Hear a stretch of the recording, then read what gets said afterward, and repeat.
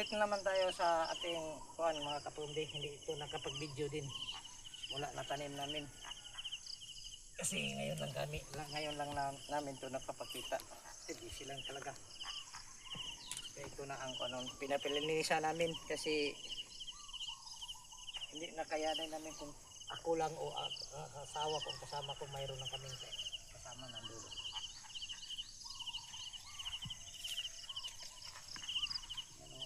Sama namin. Kaya naglilinis din dito. Kasi nandoon din ako sa ng pitsay namin. Yung nakapagbungan. Abono na naman tayo nito. Kasi lumiliit na ang dahon. Nabunuhan to, lalaki na rin ito. Taba na rin ito. Hindi lang nito, walang abono.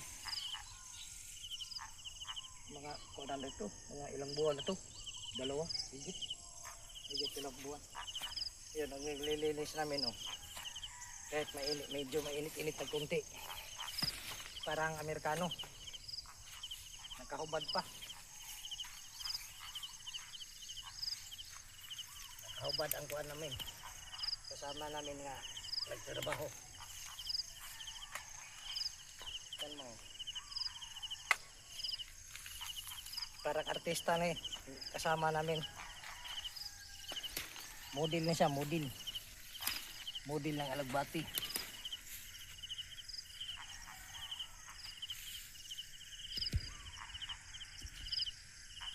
Model ng alagbati.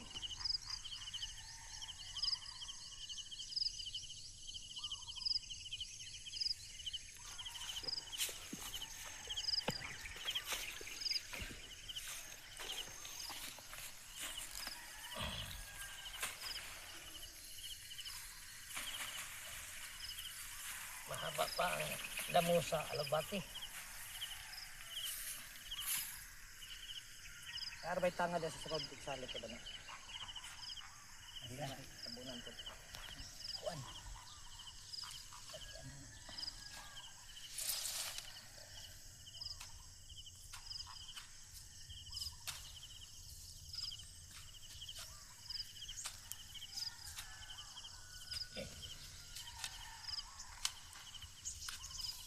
Ang damo. Kailangan na siyang linisan. Mga kapurumbi. Madali lang damo tumutubo pag hindi na lang hindi na talaga na bayan ang panamin ng mga kapurumbi. Tulad ng araw-araw mo dinadalaw ang alam mo. Madali mo makuha, mabunutan mo na ang damo. Pero pag hindi, ito ang nangyayari sa namin sa tanim namin na alugbati. Naka-plastic palm na sana, kaso lang dami sa may daanan, dami na siya lang marami yung damo. Tulad ito, ang haba ng damo.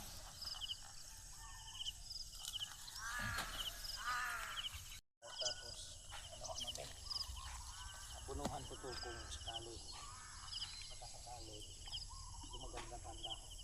Kasi lumiliit ang kanilang dahon. Hindi talaga tulad ng dati na bago pala sa ng tanim malalaki ang dahon. Kasi wala na kaunahan kasi ito na nahuntuan ng abono. Dapat mag-abono kami nito every week.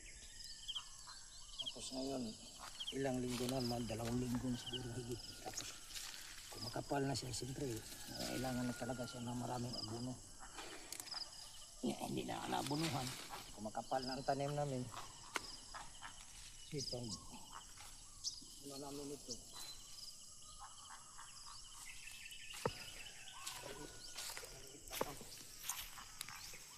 Ang bilis tumubo kasi ulan-ulan na. Kasi yung dati pagtanim ko nito, grabe ang init. Wala talagang ulan-ulan.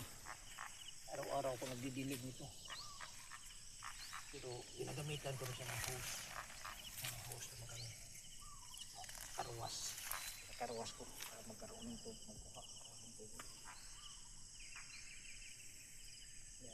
Ito, ang photo ko kita. Hanggang mo ng ano namin.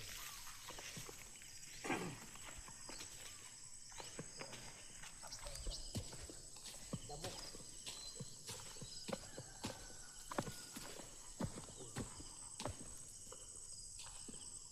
So ganito kakapal ang damo sa doon. Makita niyo yung malinis na. So hindi niyo halos makita ang ano, sobrang kapal. Linisin ko ito lahat.